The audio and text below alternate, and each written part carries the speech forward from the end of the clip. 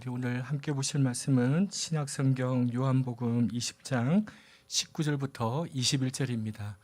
제가 갖고 있는 성경으로 신약 183면 요한복음 20장 19절부터 21절까지 있는 말씀입니다. 우리 함께 한 목소리로 같이 읽겠습니다.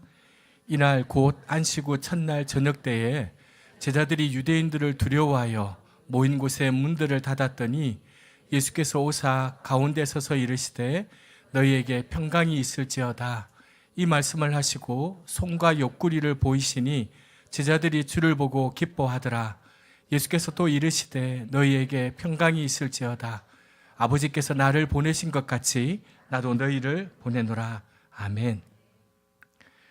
네, 우리 전후좌우로 얼굴을 한번 보시면서 인사하십시다. 한 줄 동안도 수고 많으셨습니다. 네.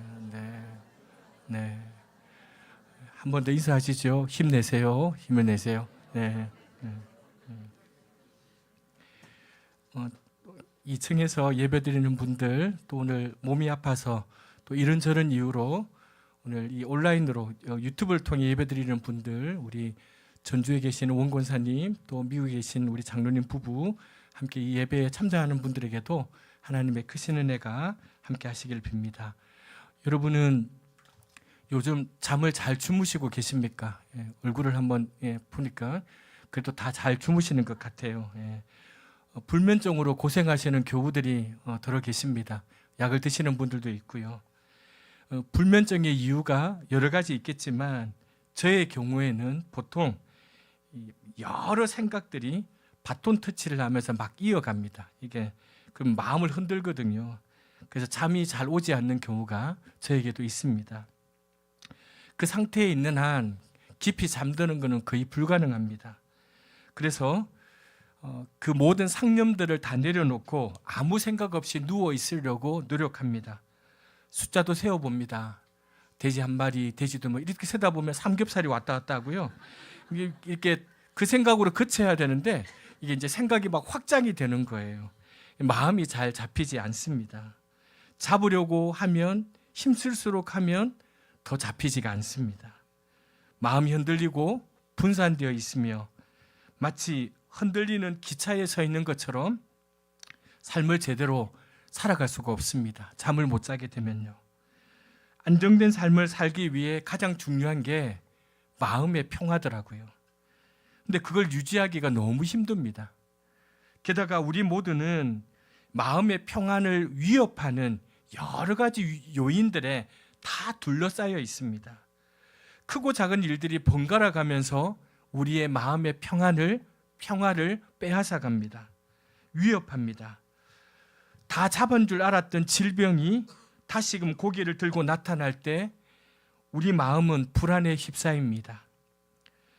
은퇴까지는 내 계산에 은퇴까지는 아무 염려 없으리라고 생각했던 직장으로부터 갑자기 해고 통지를 받거나 명예퇴직을 해야 될 때 우리 마음은 심하게 요동치게 됩니다. 그냥 믿고 지금까지 잘 해주리라고 생각했던 아이에게 이상이 생긴 것을 눈치챌 때 우리 마음은 완전히 무너져 버립니다. 하룻밤만 잘 자고 일어나면 또 하루 일하기에 아무 문제가 없던 우리 몸에 어느 날 갑자기 이상이 느껴질 때 우리는 갑자기 불안에 휩싸입니다.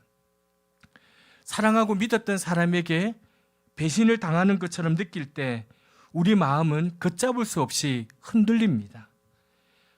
악화되는 경제 사정 때문에 그동안 저금하거나 해두었던 지불했던 돈을 모두 날려보내고 또 어떤 때는 계약했던 집을 포기할 만한 상황에 마주하게 될 때 우리 마음은 심한 풍랑을 만난 조각배처럼 흔들립니다. 이토록 우여곡절이 많은 우리 인생길에서 언제나 마음의 평안을 유지하고 살아가는 일은 불가능한 일인지도 모르겠습니다. 오늘 우리가 읽은 이 본문에도 두려움과 불안에 짓눌려 있는 사람들이 나오고 있습니다. 그들은 다름 아닌 예수님을 따랐던 제자들이었습니다. 예수님이 유대 사회의 주류에 의해서 십자가의 죽임을 당했습니다. 자신들의 삶을 던져서 예수님을 따랐던 제자들에게 예수님의 죽음은 단지 한 생명의 죽음이 아니었습니다. 자신들이 믿었던 신념의 죽음이었고 자신들이 따랐던 생의 방향을 상실하는 죽음이었습니다. 무엇보다도 제자들이 살아왔고 살아가야 될 이 유대 사회에서, 그것도 유대 사회의 주류에 의해서 예수님이 죽임을 당하셨다는 사실은 예수님을 따르는 제자들 역시 자기들도 이 유대 사회로부터 죽임을 당할 수 있다라는 위협까지 느껴졌습니다. 그래서 예수님이 죽음 이후에 제자들이 모인 곳, 제자들은 자신들의 모인 곳에 문을 닫아버립니다. 19절에 보니까 제자들이 문을 닫은 이유가 뭔가 하니 유대인들을 두려워해서라고 되어 있습니다.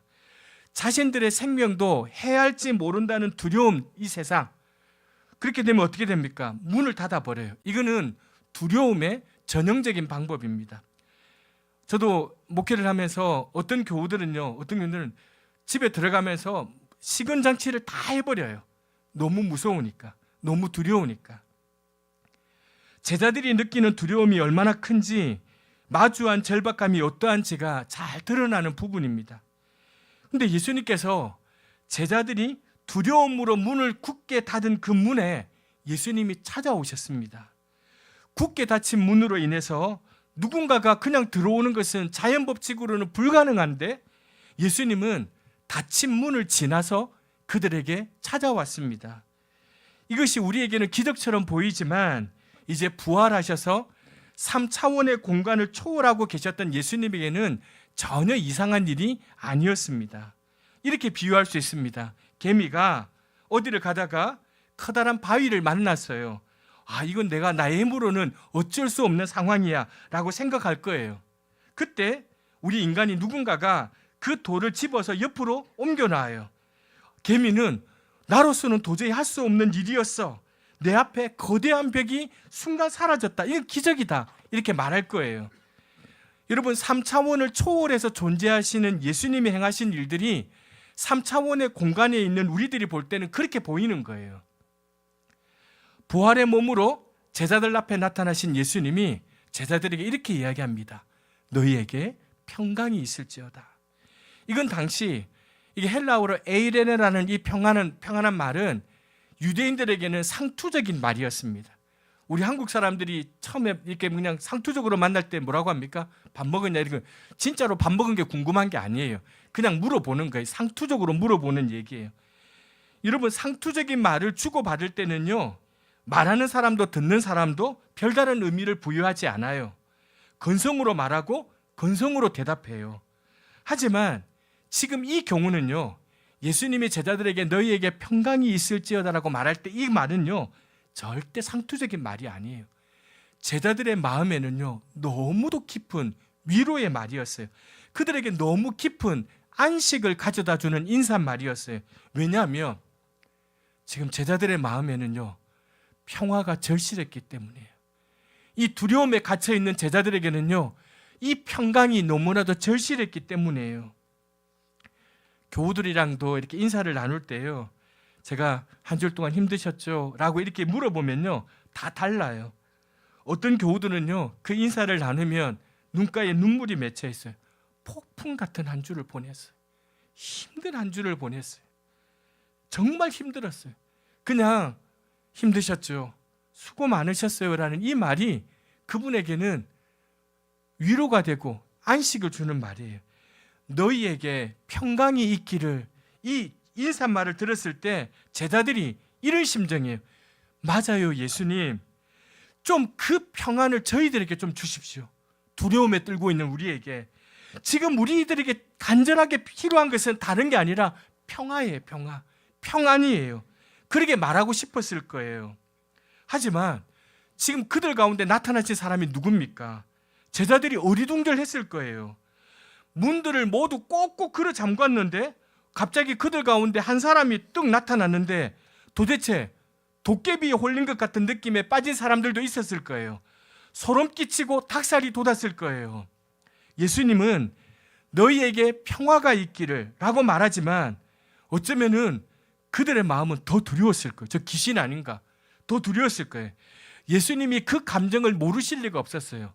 그래서 20절에 보니까 이 말씀을 하시고 솜과 옆구리를 보이셨다. 제자들이 그걸 보고 기뻐했다라고 되어 있어요.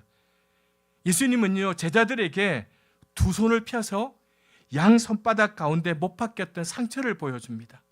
그리고 또한 옷자락을 헤치셔서 창에 찔렸던 옆구리를 제자들에게 보여줍니다. 그제서야 제자들은요, 이 사람이, 이 존재가 유령이 아니고 도깨비도 아니고 십자가에서 돌아가셨던 나사렛 예수께서 부활하셔서 그들 가운데 오셨음을 깨닫게 된 거예요. 그리고 바로 직전 두려움으로 가득 찼던 제자들이 이제 기쁨에 찬 제자들로 바뀌게 되었습니다. 여러분, 우리 인간의 감정이 어떻게 순식간에 바꿀 수 있는 일은 아니지 않습니까? 정신이 이상하지 않고서야 어떻게 여러분 순식간에 그 감정이 바뀔 수 있습니까? 근데 그러면 어떻게 된 일입니까? 그것은요, 죽음으로 잃었다고 생각했던 그들의 신념, 생의 방향이 예수께서 그들 가운데 나타나셨기 때문이에요. 예수님을 보기 전까지는 제자들의 눈과 영혼을 잠식했던 것은 두려움이었어요. 예수님을 죽인 세상을 향한 두려움이었어요. 세상이라는 거대한 힘은 그들이 믿고 따르던 예수님을 십자가에 못 박아 죽였어요. 그 세상이 죽인 예수님, 그리하여 돌무덤에 누인 예수님을 눈앞에 다시 마주하는 순간 제자들은 두려움도 굴복시키지 못하는 새로운 진리를 마주하게 된 거예요. 그게 뭐냐면 죽음이 인생의 끝이 아니라는 진리를 마주하게 된 거예요. 우리에게 죽음이 두려운 이유가 뭡니까? 생의 끝이기 때문입니다. 죽음이 두려운 이유가요. 누구라도 죽음 이유를 그려볼 수 없기 때문이에요. 그래서 두려워요. 하지만 제자들은요, 분명히 죽었는데 분명히 다시 살아나 눈앞에 계신 예수님을 딱 통해서 죽음이라는 두려움을 넘어 부활을 그릴 수 있게 된 거예요. 아, 부활이 이런 거구나 라는 걸 그릴 수 있게 된 거예요. 예수님이 보이신 그 부활의 맥락 안에서 죽음은 이전과는 다른 의미로 그들에게 다가왔던 거예요. 예수님을 부인하던 베드로를 비롯한 제자들이요, 나중에 우리가 잘 알지만 부활하신 예수님을 만난 후에 죽음도 불사하는 믿음을 가질 수 있었던 이유가 뭔가 하니 바로 오늘 이 부활의 맥락 안에서 죽음과 생을 새롭게 보았기 때문에 자신의 죽음을 불사하시고라도 복음을 전하는 사도들이 될 수 있었던 거예요. 오늘 이 이야기의 초점이 분명해요. 두려움과 불안에 시달려 있던 제자들이 부활하신 주님을 만나고 그분을 의지함으로 통해서 마음의 평안을 얻게 되었다는 메시지예요. 이게 오늘 그 메시지예요. 그리고 그 문이란 모두 걸어 잠그고 두려워 피신해 있던 제자들이 그 이후에 그 문을 활짝 열고 밖으로 나가서 자신들의 목숨을 두려워하지 않고 담대하게 복음을 전했던 이야기가 이제 사도행전에 나오기 시작해요.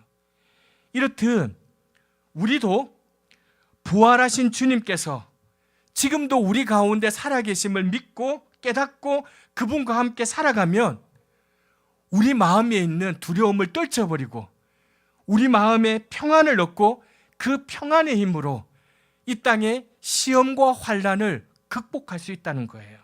그게 오늘의 메시지예요. 근데 여러분, 얼마나 쉬워요, 이 메시지가. 하지만 그게 말처럼 쉽지 않아요. 말처럼 쉽지 않아요. 그렇다면 혹시 이것은 그냥 우리 귀에 듣기 좋은 위로의 말씀이 아닐까?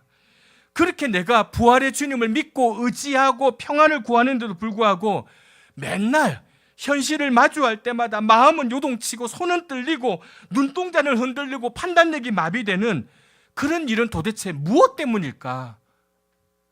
그래도 내 믿음이 참 좋은 줄 알았는데 그 믿음으로 시험과 환난이 닥쳐와도 멋지게 이길 수 있다라고 생각했는데, 기대했는데 작은 사건에서조차 전화 한 통화, 남편과 아내에게 나온, 자식들에게 나온, 부모에게 나온 말 한마디 때문에 그 내 믿음은 종적을 감추어버리는 그 믿음은 도대체 무엇일까? 부활하신 주님을 믿고 의지할 때 두려움을 극복하고 마음의 평안을 얻을 수 있다는 이 복음인 진실일까? 정말 진실일까? 여러분, 정말 부활하신 주님을 만나고 그분을 의지하고 살아가는 사람은 그 믿음으로써 불안과 두려움을 이길 수 있습니다. 이건 단순히 위로의 말이 아니라 능력의 복음이고 진리입니다.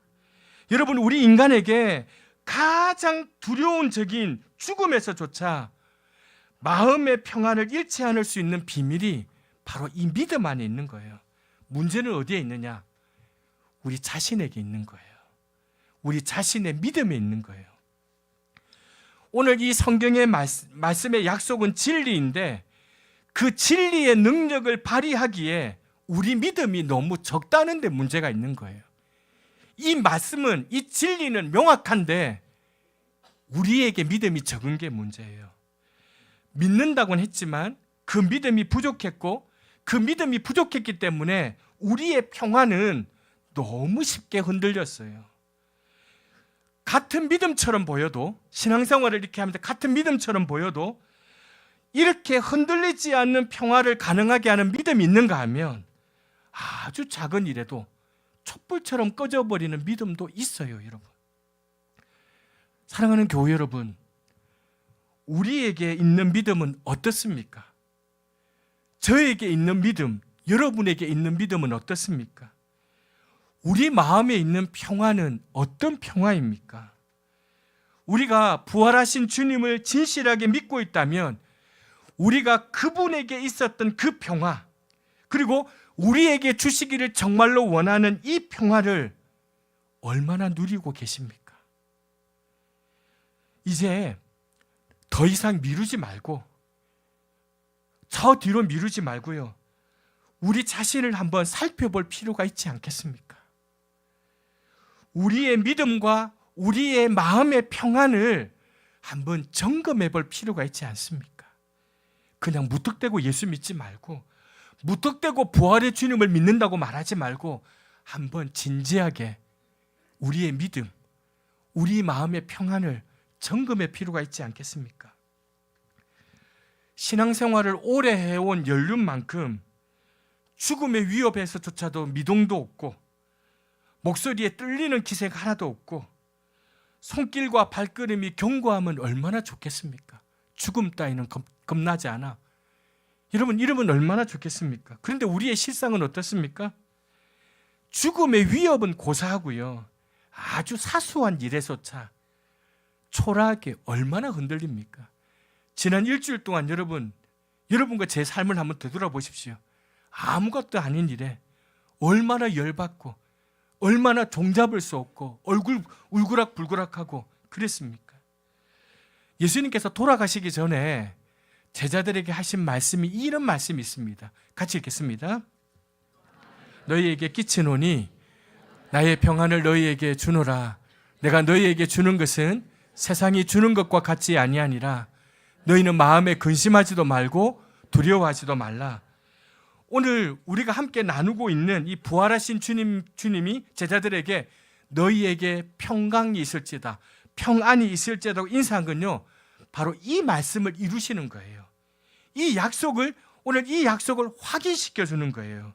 여기서 주목할 말씀은요, 나의 평안을 너희에게 준다는 거예요. 나의 평안을.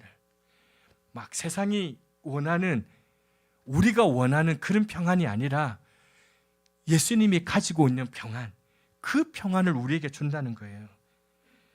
그분에게 있었던 평안은 어떤 거냐면, 어떤 환난과 역경과 반대에도 불구하고 하나님의 뜻을 살아가려고 했던 평화였어요. 그분에게 있었던 평화는요, 어떤 의문, 어떤 혼란 중에서도 하나님에 대한 믿음을 놓치지 않으려는 평화였던 거예요. 그분에게 있었던 평화는요, 죽음의 위협 앞에서도 흔들리지 않았던 평화였던 거예요. 그 평화를 우리에게 주시고 싶은 거예요.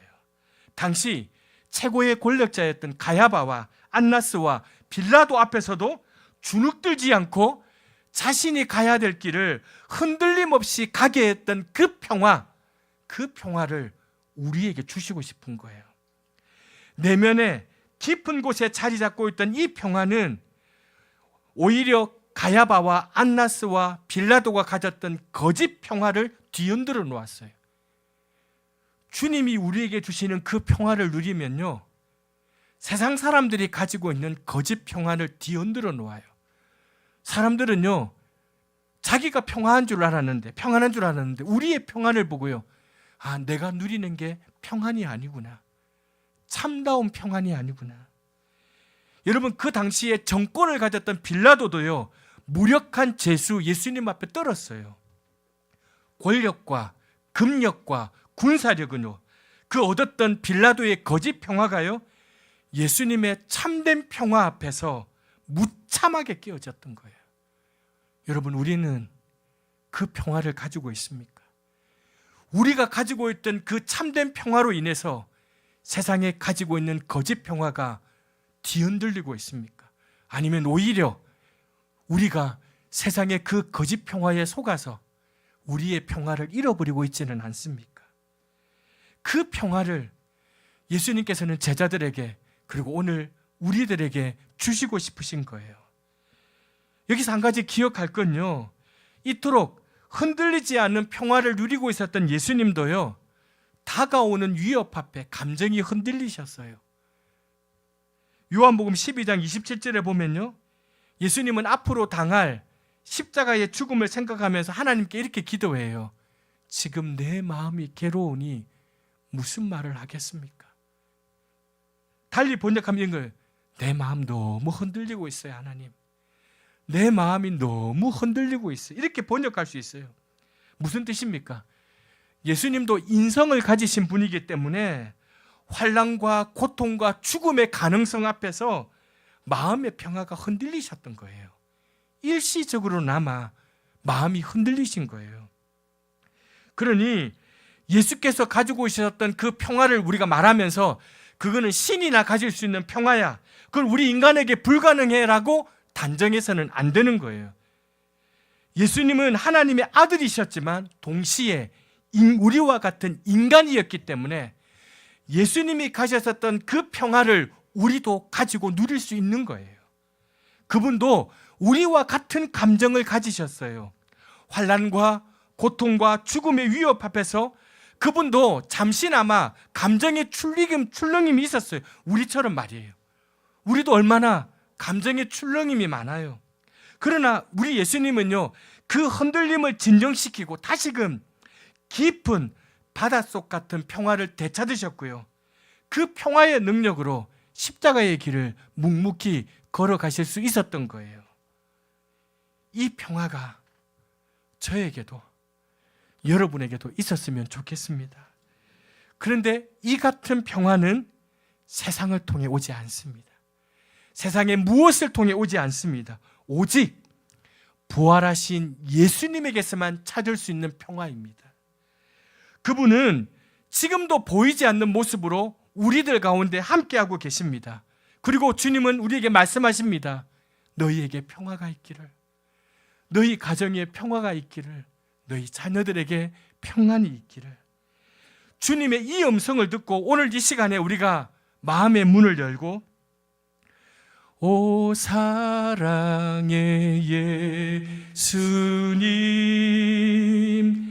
내 마음을 곧 엽니다.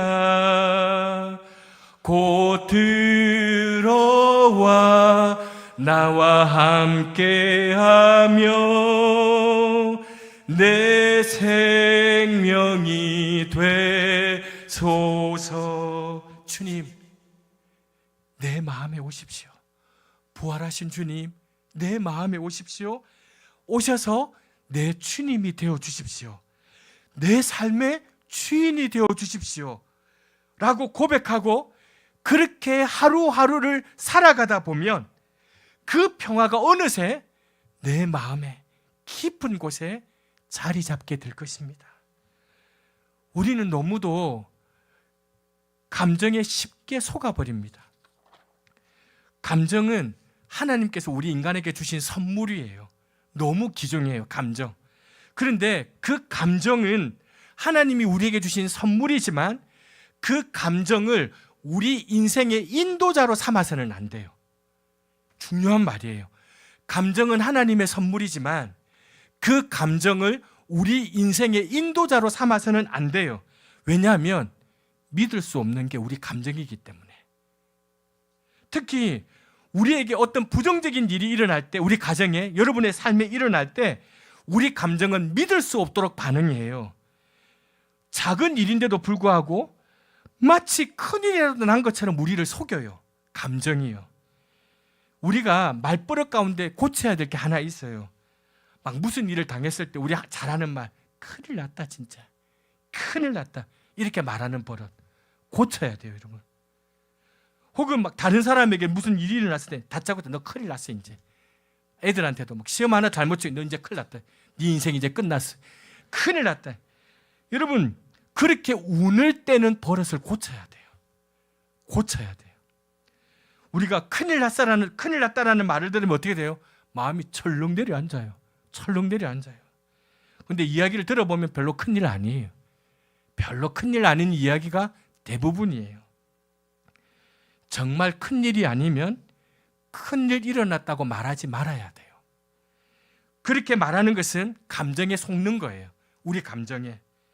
또한 그렇게 말하는 건요, 다른 사람들의 감정까지 속이는 거예요. 그렇게 말하는 다른 사람의 감정도 속이는 거예요. 감정에 딱 속으면 어떻게 돼요? 작은 일이 큰 일처럼 보여요. 진짜 큰일 난 것 같아요. 이거 해결 못하면 우리 가정 망할 것 같아요.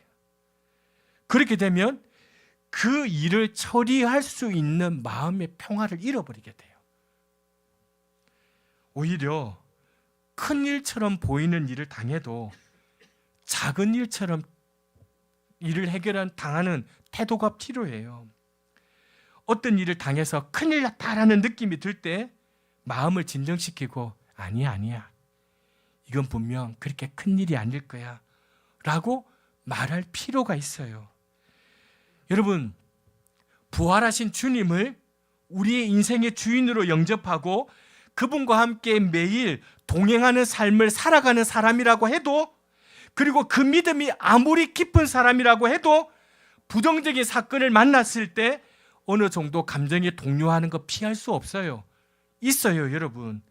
물론 영적으로 성장해 가면요, 이 흔들리는 횟수, 흔들리는 정도가 점점 줄어들기는 하지만 완전히 피할 수는 없어요. 완전히 피할 수는 없어요. 그러니까 두려움이 우리 마음 가운데 들어오고 음습해 올 때 이렇게 생각하면 돼요. 아, 올 게 왔구나 라고 생각하면 돼요. 올 게 왔구나. 사랑하는 여러분, 요즘 살아가기가 얼마나 힘드십니까? 때로 얼마나 불안하십니까?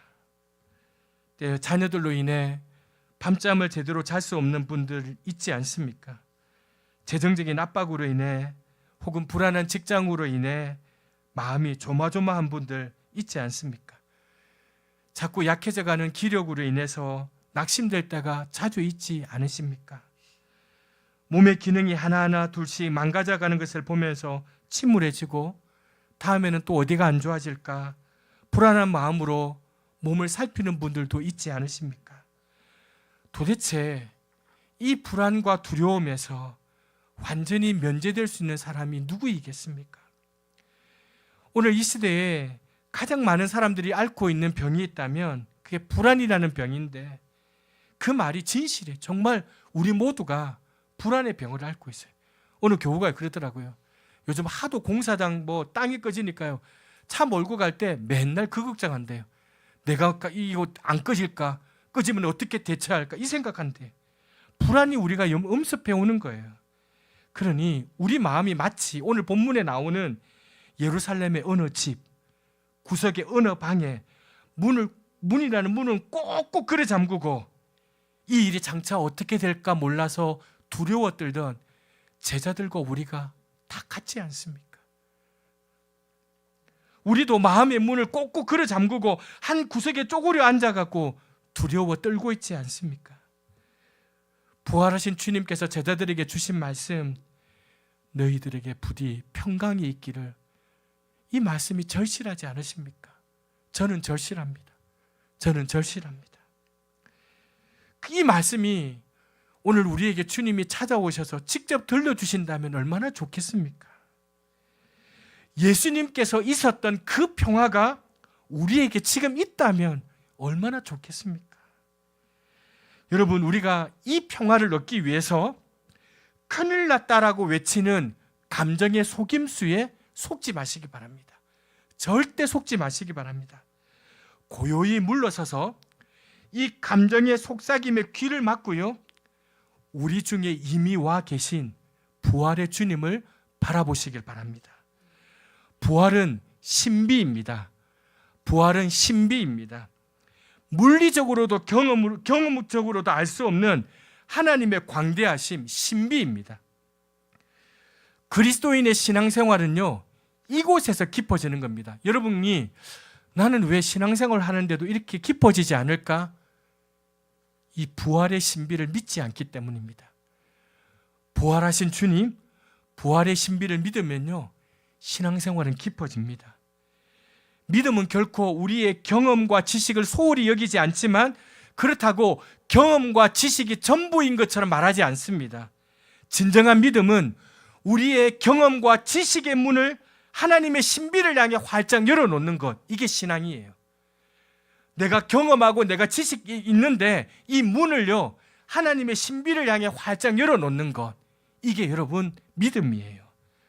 부활하신 하나님의 신비를 향해 여러분의 인생의 문, 믿음의 문을 활짝 열어놓았을 때 부활의 맥락 안에서 우리는 죽음을 새롭게 해석할 수 있는 거예요. 부활의 맥락 안에서 세상을 새롭게 바라볼 수 있는 거예요. 부활의 맥락 안에서 우리가 가진 소유와 내가 늘 만나는 사람들을 새롭게 바라볼 수 있는 거예요.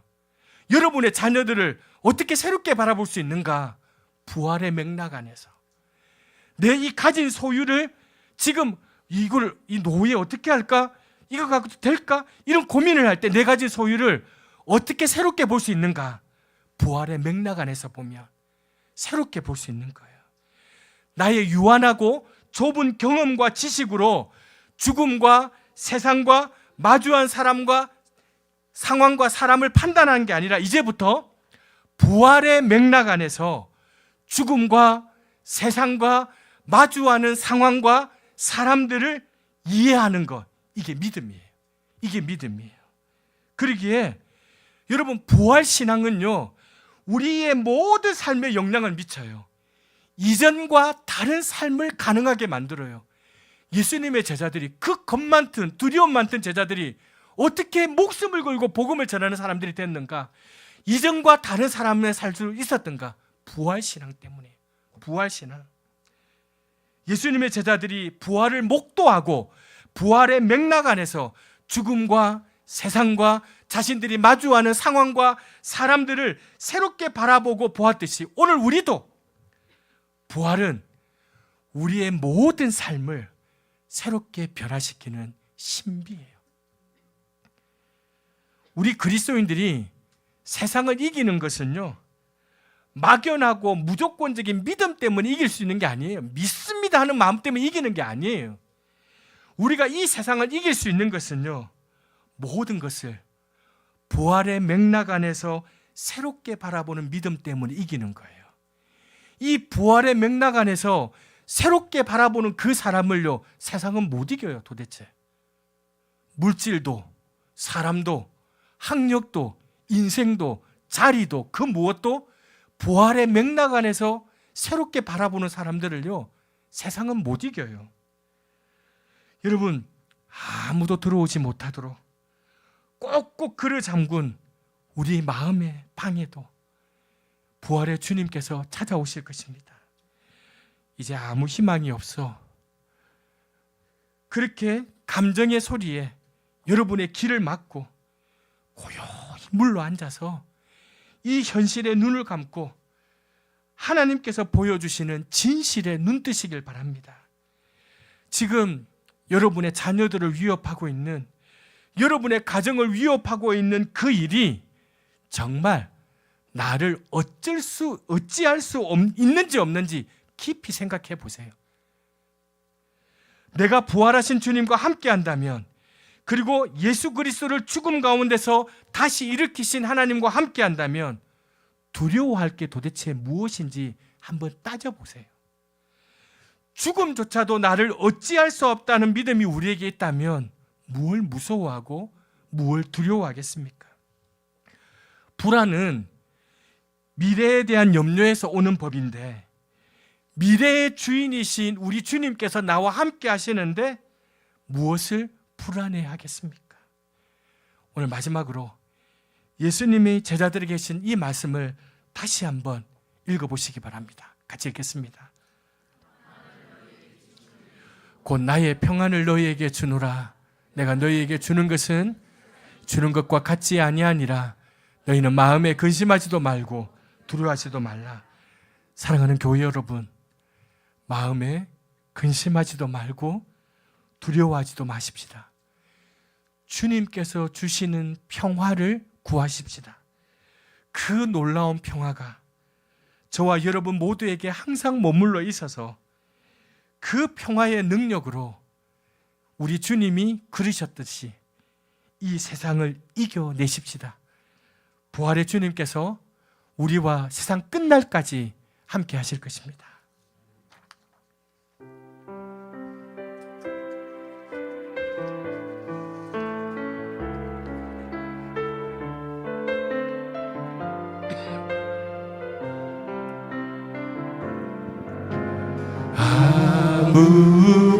아무것도 두려워 말라.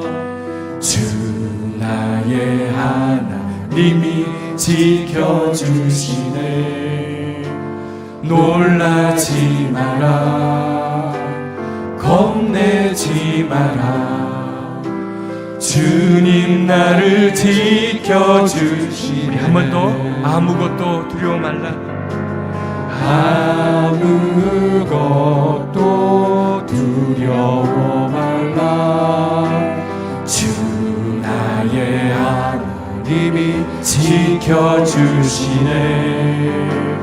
놀라지 마라. 겁내지 마라. 주님 나를 지켜주시네. 내 맘이 힘에 겨워 지칠지라도 주님 나의 힘이 되시네. 세상의 험한 풍파 몰아칠 때도 주님 나를 지켜주시네.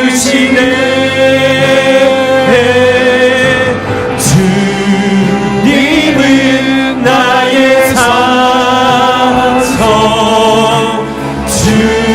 주님은 나의 요새, 주님은 나의 소망, 나의 힘이 되시며. 내 맘이 힘에 겨워 지칠지라도, 내 맘이 힘에 겨워 지칠지라도 주님 나의 힘이 되시네. 주님 나의 힘이 되시네. 아멘. 그렇습니다. 세상의 험한 풍파 몰아칠 때도 주님 나를 지켜주시네.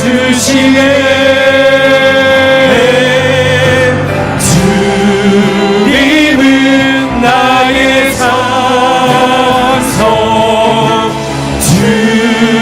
주님은 나의 요새, 주님은 나의 소망, 나의 힘이 되시며. 내 맘이 힘에 겨워 지칠지라도, 내 맘이 힘에 겨워 지칠지라도 주님 나의 힘이 되시네. 주님 나의 힘이 되시네. 세상의 험한 풍파, 세상의 풍파 몰아칠 때도 주님 나를 지켜주시는 여러분 우리의 입술로 고백하십시다. 주님은 나의 산성 주님은 나의 요새 주님은 나의 소망 나의 힘이 되시며 목소리로만 주님은 나의 산소 주님은 나의 요새 주님은 나의 소망 나의 힘이 되신 여호와. 사랑하는 교우 여러분, 우리 마음을 짓누르고 관계의 빗장과 마음의 빗장을 더욱 단단하게 만드는 일들이 우리 삶의 자리에서 얼마나 많이 있습니까? 저도 여러분도 그 두려움 때문에 마음의 빗장도 걸어 잠궈버리고 바로 그때 제자들에게 예수님이 찾아오셔서 세상이 줄 수 없는 평안, 세상이 줄 수 없는 기쁨 허락해 주신 것처럼 여러분에게도 그 참 평안과 참 기쁨을 주시기를 원합니다. 그동안 내가 붙들고 있던 것, 그거 가짜 평화 아니었는지, 가짜 평안 아니었는지, 여러분 오늘 부활하신 예수님을 마주한 제자들처럼 우리 모두 부활의 맥락 안에서 우리의 죽음과 삶을 새롭게 조명하고 그 부활의 맥락 안에서 지금 내 인생 가운데 벌어진 우리 가정 가운데 벌어지어 있는 이 상황과 자녀들과 사람들을 새롭게 바라보는 부활의 눈길을 달라고 기도하십시다. 부활의 그 눈, 부활의 그 시선을 달라고 오늘 우리 주신 말씀을 생각하며 함께 같이 기도하겠습니다.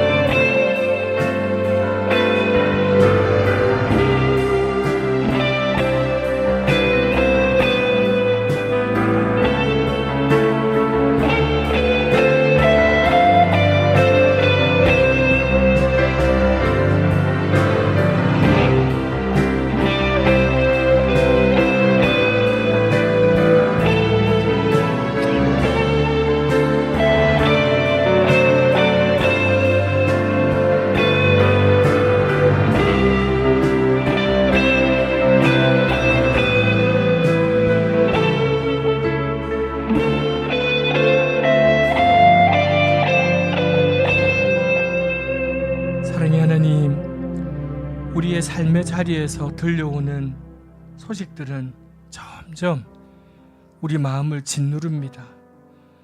그래서 누군가의 관계의 빗장, 심지어는 부모님도 남편도 아내도 자식도 그 관계의 빗장을 더욱 단단하게 닫아버립니다. 마음의 빗장을 더욱 단단하게 만들어버립니다. 두려움 속에서 모든 문과 빗장을 다 걸었던 제자들에게 시공과 공간을 초월하시는 부활하신 예수님께서 찾아오셔서 너희에게 평화가 있기를, 세상이 줄 수 없는 평안과 기쁨을 허락해 주신 것처럼 오늘 그 평안이 간절히 필요한 우리 교우들에게 허락하여 주시옵소서. 우리 자녀들에게 이 참 평안과 참 기쁨을 허락해 주십시오.